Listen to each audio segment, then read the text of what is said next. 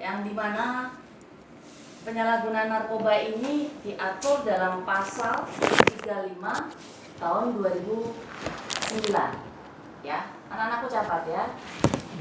Undang-undang yang mengatur tentang penyalahgunaan narkoba diatur dalam Undang-Undang Nomor 35 Tahun 2009,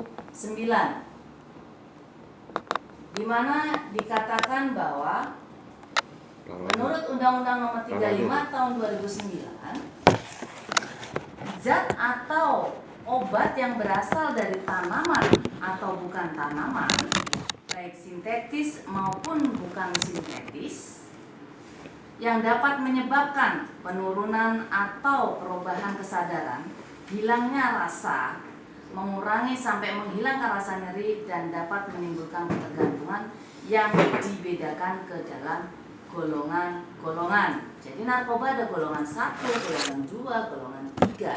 Masing-masing mempunyai kadar ketergantungan yang berbeda-beda dan hukumannya juga berbeda-beda. Barang siapa yang memiliki, menyimpan, memakai, dan mengedarkan akan dijerat dengan undang-undang narkotika atau narkoba.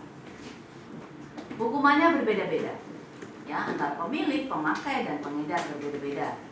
Yang jelas, hukuman narkoba, pemakai narkoba, dan pemilik narkoba tidak ada yang ringan. Hukumannya minimal 5 tahun sampai hukuman mati. Ya. Kemudian anak-anakku semuanya, apa sih yang dimaksud dengan narkoba? Ya. Narkoba adalah narkotika, psikotropika, dan zat adiktif lainnya. Ya. Ibu ulangi lagi, narkoba adalah narkotika, psikotropika, dan zat adiktif lainnya yang berdampak terhadap kesehatan. Ya. Kemudian paling tidak ada sekitar 4 juta penduduk Indonesia yang sudah menjadi korban penyalahgunaan narkoba, termasuk anak-anak di bawah umur. Siapa anak-anak di bawah umur? Anak-anak di bawah umur adalah anak-anak yang usia di bawah 18 tahun. Ya, seperti berarti kalian-kalian semuanya itu berarti masih anak di bawah umur. Kemudian narkoba dibagi menjadi 3. Ya.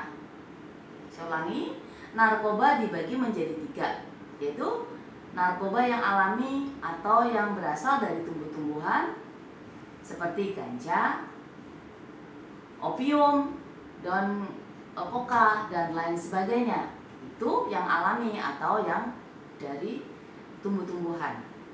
Kemudian yang kedua adalah narkoba jenis semi-sintetis.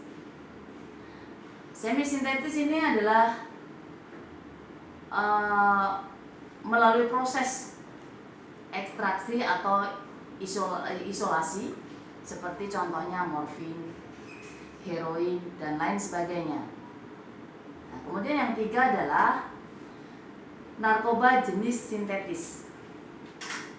Nah, narkoba jenis sintetis ini diproduksi secara sintetis seperti amfetamin,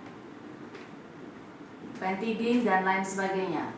Nah, masing-masing jenis narkoba ini mempunyai ketergantungan yang berbeda dan digolongkan ke dalam golongan yang berbeda-beda pula. Yang tadi adalah golongan 1, golongan 2, golongan 3, dan golongan 4. Dan mereka mempunyai ketergantungan yang berbeda-beda. Misalnya psikotropika golongan 1 ya, tidak digunakan untuk obat, seperti misalnya ekstasi ya. Terus psilocybin, nah, itu golongan 1, itu tidak digunakan untuk pengobatan. Misalnya itu. Kemudian kenapa sering sekali narkoba itu disalahgunakan oleh kita semuanya, terutama adalah anak-anak remaja, ya. Perlu anak-anakku ketahui semuanya bahwa narkoba saat ini tidak hanya dikonsumsi oleh orang dewasa, orang tua, tetapi anak-anak remaja di bawah umur, bahkan anak SD pun sudah mencoba. Nah, itu karena apa? Kenapa mereka sampai mencoba? Nah, faktornya satu, rasa ingin tahu, ya. Rasa ingin tahu seperti apa sih narkoba, tetapi dia mempunyai pergaulan yang tidak benar. Akhirnya rasa ingin tahunya itu didapat dari orang yang negatif. Akhirnya mereka mencoba. Karena narkoba mempunyai sifat ketergantungan, akhirnya dari mencoba itu akan menjadi dosisnya bertambah yang akhirnya nantinya akan menjadi ketergantungan. Ya, nanti kita akan bahas lebih lanjut lagi ketergantungannya seperti apa dan apa yang bisa dilakukan untuk mengobati ketergantungan tersebut. Kemudian tren atau gaya, ya, itu yang salah satu penyebab kenapa penyalahgunaan narkoba ini makin marak. Karena dianggapnya bahwa siapa yang menggunakan narkoba itu adalah gaya, style, tidak ketinggalan zaman milenial. Nah, itu anggapan orang yang salah. Tetapi sebenarnya narkoba sangat berbahaya. Jadi bukan style, bukan gaya, bukan tren narkoba itu, ya, anak-anakku semuanya, ya. Tetapi narkoba akan merusak seluruh saraf tubuh manusia. Akibat dari penggunaan narkoba nanti kita akan bahas selanjutnya, ya. Terus kemudian pengertian yang salah tentang narkoba, ya. Apa pengertian yang salah? Anak-anakku sekalian pernah mendengar banyak artis yang tertangkap, mereka memberikan alasan bahwa ini untuk pengobatan, ini untuk meningkatkan daya tahan tubuh karena bekerja sampai larut malam, untuk meningkatkan stamina. Itu alasan yang salah dan tidak pernah ada pembenaran dari segi hukum. Tidak dibenarkan dan tidak akan meringankan hukuman seseorang dengan alasan pengobatan, dengan alasan untuk menjaga stamina. Tidak ada. Ya, anak-anak harus tahu. Penggunaan psikotropika harus menggunakan resep dokter.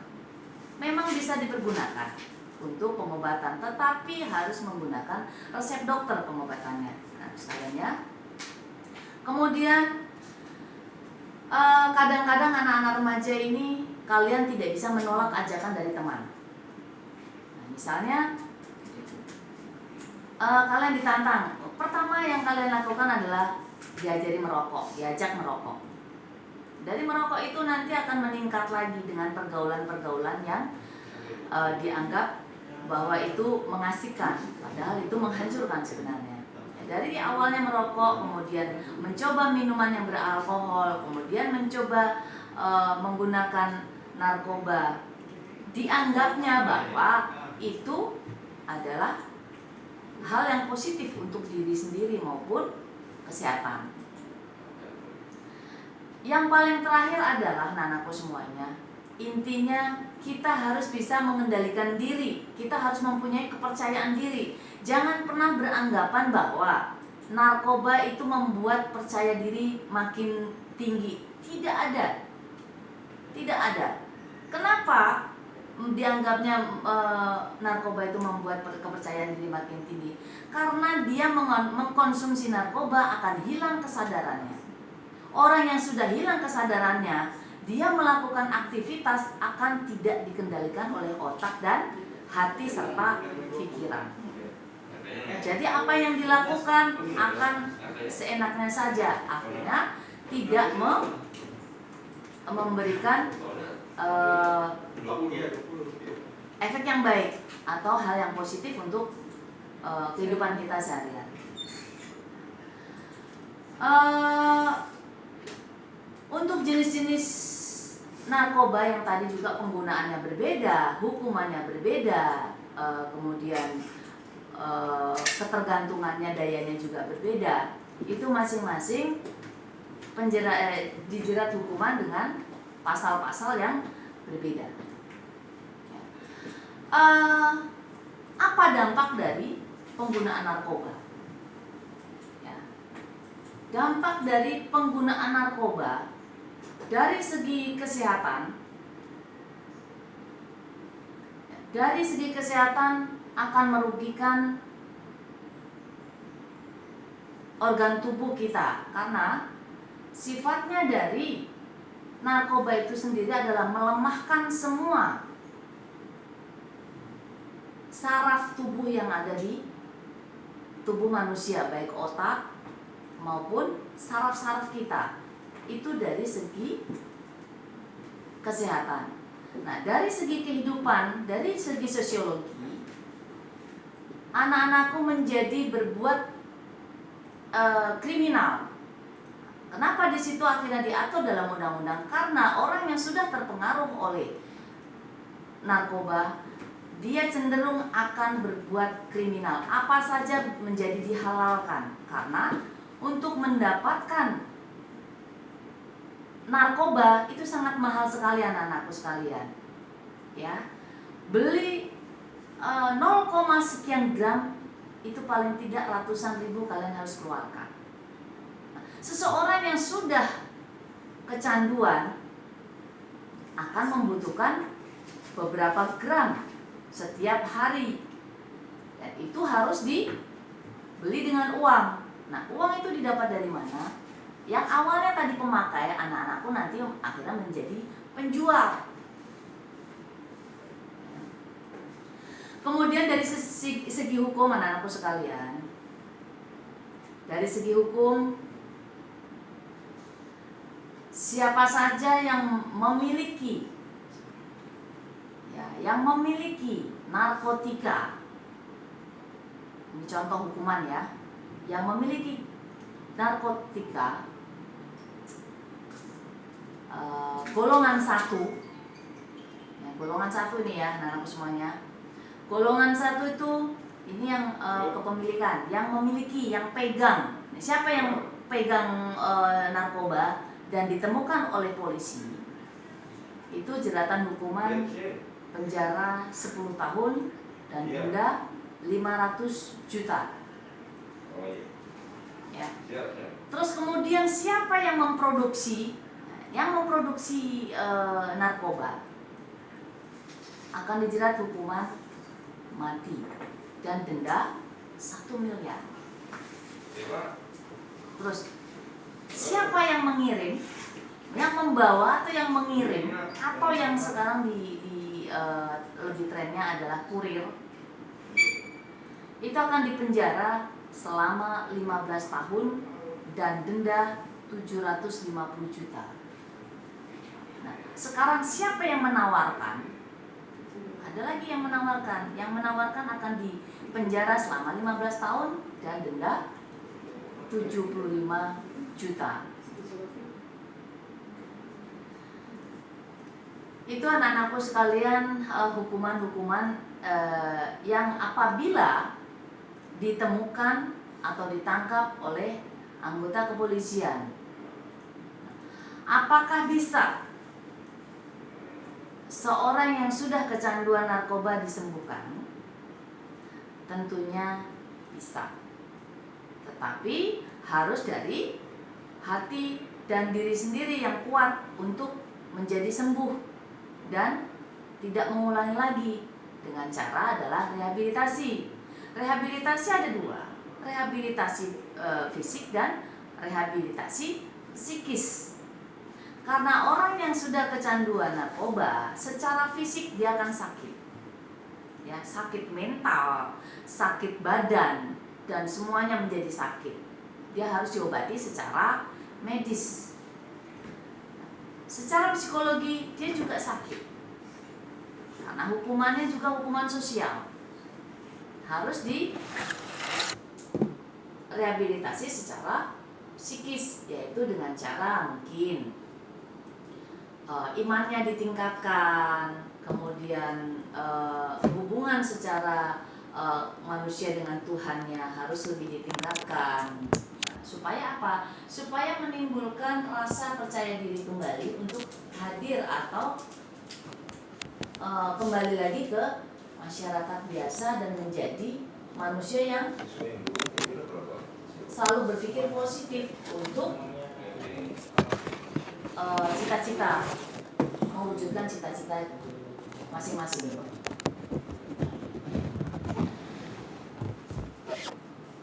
Kenapa narkoba dilarang? Nah, sekarang kita bicara kenapa narkoba dilarang. Satu, karena dari ajaran agama manapun, ya ingat anak-anakku semuanya ya, dari ajaran agama manapun, semua penyalahgunaan narkoba itu dilarang, atau kalau agama Islam mengatakan diharamkan. Ya. Jadi dari segi agama, kehidupan spiritual saja sudah melarang bahwa penggunaan narkoba adalah tidak benar. Yang kedua, kebijakan pemerintah. Kita ini sudah diatur dalam kebijakan pemerintah untuk tidak menyalahgunakan narkoba, untuk tidak mengkonsumsi narkoba secara liar atau tidak menggunakan resep dokter. Peraturan-peraturan pemerintah yang mengatur tentang narkoba itu diatur dalam Undang-Undang Nomor 3 Tahun 2009 tentang narkoba, Undang-Undang Nomor 22 Tahun 97 tentang narkotika, Undang-Undang Nomor 5 Tahun 97 tentang psikotropika. Nah, sekarang yang ketiga adalah kenapa narkoba itu dilarang? Karena narkoba dapat menghancurkan tujuan hidup dan masa depan kita semua. Apalagi anak-anakku semuanya masih panjang sekali perjalanannya. Ya, jangan karena gara-gara narkoba masa depan kalian menjadi hancur, kesehatan kalian menjadi tidak baik. Yang paling terakhir adalah anak-anakku semuanya, penyalahgunaan narkoba dapat merugikan negara dan bangsa. Jadi narkoba dampaknya bukan hanya pribadi dan keluarga, tetapi kepada kehidupan suatu negara, dapat hancur karena narkoba. Sekarang, kenapa narkoba itu perlu dihindari dan harus dihindari oleh anak-anakku semuanya? Karena dapat merugikan bagi si pemakai dan orang lain. Bukan hanya pemakainya saja yang rugi anak-anakku semuanya, tapi orang lain juga menjadi rugi. Kenapa? Ya karena dampak dari pemakai narkoba bisa menjadi jahat, akhirnya melakukan kejahatan, kekerasan kepada orang lain. Kemudian nanti mempengaruhi orang lain untuk memakainya juga. Perlunya narkoba dihindari karena dapat merugikan pemakai dan orang lain adalah terhadap pribadi dan individu, terhadap keluarga, terhadap masyarakat dan bangsa negara kita. Jadi yang rugi, semua aspek kehidupan ini menjadi rugi, karena yang hanya sedikit itu yang bisa merugikan adalah yang namanya narkoba. Nah sekarang anak-anakku harus memahami juga bahwa narkoba juga boleh dipakai atau dipergunakan untuk kehidupan, kelangsungan hidup manusia. Untuk apa? Ya catat ini ya anak-anak semuanya ya. Narkoba bukan barang yang tidak bermanfaat untuk manusia. Narkoba bisa dimanfaatkan untuk kepentingan kehidupan manusia. Salah satunya adalah untuk kepentingan medis, misalnya untuk operasi. Nah, salah satu fungsi dari narkoba itu dia juga sebagai penahan rasa sakit. Itu digunakan untuk melakukan operasi, dan tentunya mereka menggunakan dosis atau resep dari dokter yang sudah diukur. Ya, penggunaannya terukur. Yang kedua, untuk kepentingan pengetahuan atau penelitian seperti laboratorium, itu sangat perlu mereka, sangat dibutuhkan narkoba itu, karena zat-zatnya itu bisa untuk penelitiannya, hasil penelitiannya. Untuk itu anak-anakku semuanya, apapun yang dilakukan untuk yang bisa merugikan diri sendiri hendaknya dihindari. Caranya seperti apa untuk menghindari supaya kita terhindar dari penyalahgunaan narkoba? Ya. 1. Perkuat iman. Ya, perkuat iman, kita berdoa kepada Tuhan supaya kita dihindari dari semua pergaulan yang tidak baik. Ya. Kitanya tentunya harus bisa memilih pergaulan yang baik dan pergaulan yang tidak baik, pergaulan yang merugikan dan pergaulan yang bermanfaat untuk kelangsungan masa depan anak-anakku semuanya. Ingat ya, kalian masih panjang jalannya, masih perlu belajar. Jangan hancurkan masa depan kalian hanya karena penyalahgunaan narkoba. Rugi semuanya. Yang kedua, pilih lingkungan dan pergaulan yang sehat. Pergaulan yang sehat, pergaulan yang baik, nanti anak-anakku akan menjadi orang yang baik. Tapi kalian kalau bergaul di pergaulan yang tidak baik, pasti akan menjadi tidak baik. Karena pergaulan anak-anakku semuanya menentukan. 75% pergaulan anak-anakku semuanya menentukan masa depan kalian. Karena apa? Karena kalian sekarang sudah menjadi remaja yang harus bisa memilih. Seperti apa saya? Akan menjadi apa saya? Saat inilah anak-anakku semuanya harus pintar memilih pergaulan yang positif. Ya, ingat, catat ini. Pilih teman, pilih lingkungan yang baik. Niscaya anak-anakku semuanya akan menjadi orang yang baik. Tetapi kalau kalian bergaul dengan orang-orang yang tidak baik, kalian pun akan menjadi orang yang tidak baik, dan kalian pasti akan hancur masa depannya. Kemudian selanjutnya adalah komunikasi yang baik. Ya, anak-anakku semuanya juga sudah tahu tentang komunikasi di media sosial sekarang sudah banyak, dan itu pun sudah diatur undang-undangnya penyalahgunaan ITE. Ya, pergunakan komunikasi yang baik, ya, yang bermanfaat, karena media sosial itu diadakan untuk komunikasi, untuk mengetahui pengetahuan-pengetahuan yang ada di luar sana yang belum diketahui. Jangan dimanfaatkan media sosial ini menjadi hal yang negatif, nantinya akan celaka. Urusannya apa kalau sudah celaka dengan media sosial? Adalah hukum. Ya, hukuman lagi. Hukuman penggunaan ITE yang tidak benar juga hukumannya tidak ringan. Di atas 5 tahun penjara sampai 12 tahun penjara dan denda 1 miliar. Itu penyalahgunaan undang-undang ITE anak-anak semuanya. Jadi kita tidak sembarangan berbicara di media sosial. Kalau kalian berbicara di media sosial secara negatif, itu secara tidak langsung kalian menyakiti diri sendiri. Karena apa? Kalian keluarkan energi negatif yang dari dalam tubuh, kalian akan menjadi sakit. Tetapi kalau kalian gunakan bahasa-bahasa yang positif, akan membuat diri kalian menjadi orang yang positif. Kemudian hindari pintu masuk narkoba. Caranya bagaimana menghindari pintu masuk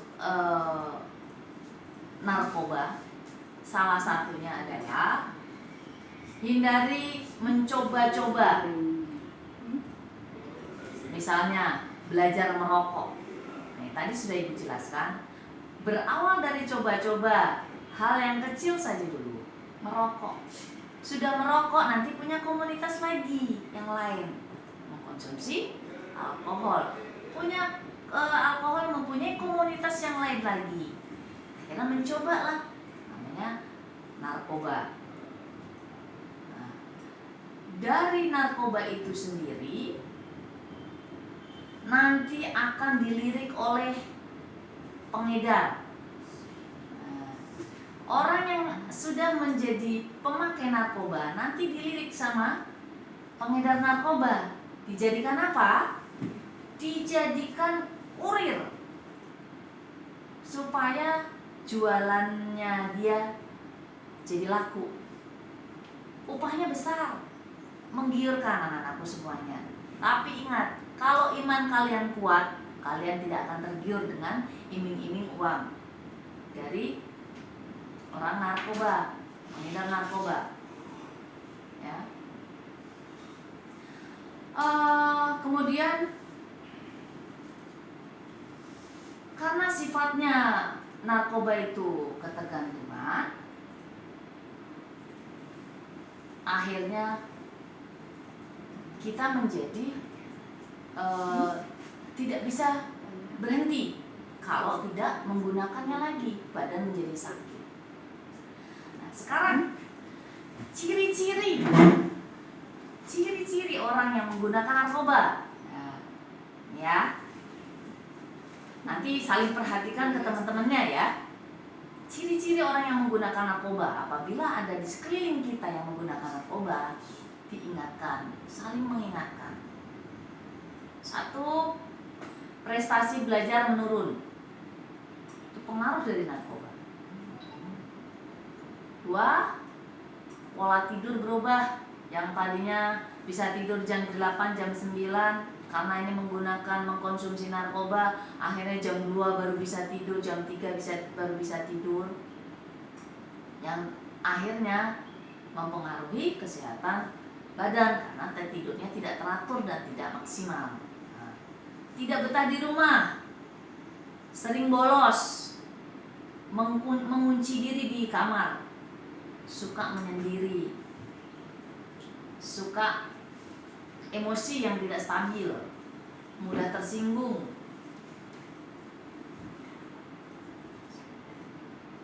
Kalau ngomong cadel, gagap.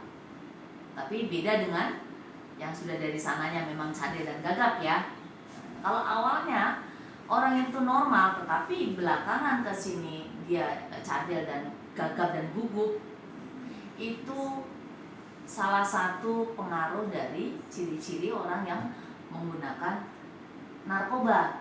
Nah, yang paling terakhir ini yang sering terjadi di anak-anakku semuanya ini, tidak membayar uang SPP. Nah, kenapa tidak membayar uang SPP? Bukan dari diminumnya narkobanya, bukan, tetapi uang yang harusnya dipergunakan untuk membayar SPP dipergunakan untuk membeli narkoba. Ya, dikasih kepercayaan kepada orang tua untuk membayar ke sekolah, ternyata itu tidak dibayarkan. Kenapa? Karena dipergunakan untuk beli narkoba.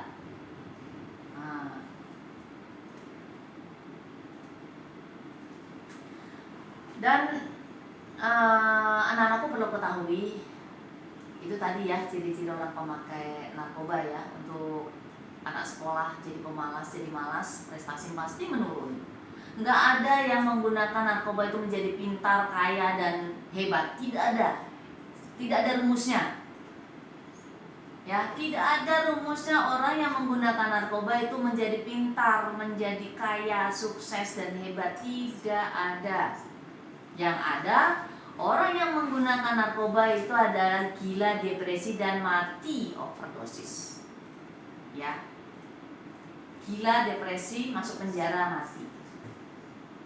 Itu orang yang menggunakan narkoba. Jadi jangan pernah kalian jangan pernah percaya bahwa pengguna narkoba menjadi hebat dan sukses dan sehat. Tidak ada rumusnya dari segi manapun. Ya, dilihat dari segi manapun tidak ada. Dari segi kesehatan tidak ada, karena narkoba merusak jaringan tubuh manusia. Dari segi hukum tidak ada, karena semua yang menggunakan penyalahgunaan narkoba masuk penjara. Tidak bisa ditolerir. Yang menyalahgunakan narkoba masuk penjara. Ya. Apakah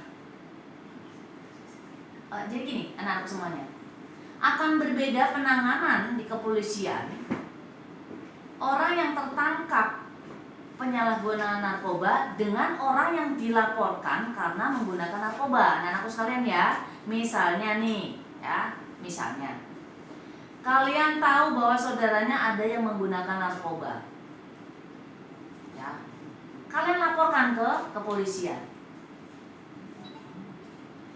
Melaporkan, Pak, Bu, ini saudara saya ada yang ketergantungan narkoba, tolong penanganannya. Nanti pihak kepolisian akan menangani dan akan menyalurkan mereka ke rehabilitasi untuk pengobatan. Tetapi akan berbeda ketika orang atau saudara kalian yang menggunakan narkoba nanti ketangkap dengan polisi. Orang yang menggunakan narkoba ketangkap dengan polisi berarti harus berurusan hukum, pidana. Ya, ingat ya, pidana. Tetapi orang yang dilaporkan karena ketergantungan penggunaan obat, nah, polisi nanti akan merekomendasikan untuk dilakukan rehabilitasi atau pengobatan. Nah, itu. Jadi anak-anakku semuanya, jangan ragu-ragu apabila nanti ada saudara atau temannya yang menggunakan narkoba, tetapi anak-anakku berempati supaya temannya berubah, laporkan kepada kami. Nanti kami akan melakukan bimbingan untuk dilakukan rehab supaya ada kesembuhan. Bisa sembuh atau tidak? Bisa, dan sangat bisa. Jadi itu anak-anakku sekalian, materi yang bisa kami berikan dari Polsek Bekasi Selatan. Mudah-mudahan bermanfaat untuk kalian semuanya. Dan kami berpesan kepada anak-anakku semuanya, tetap semangat karena sekarang sedang pandemi. Hindari kegiatan yang tidak perlu di luar rumah. Jaga kesehatan, jaga kebersihan, jangan malas cuci tangan dan menggunakan hand sanitizer dan masker tentunya ya. Mohon maaf Ibu tidak menggunakan masker karena supaya anak-anak semuanya bisa berinteraksi dengan Ibu, dan saat ini juga tidak ada yang lain. Dan tetap semangat anak-anakku semuanya.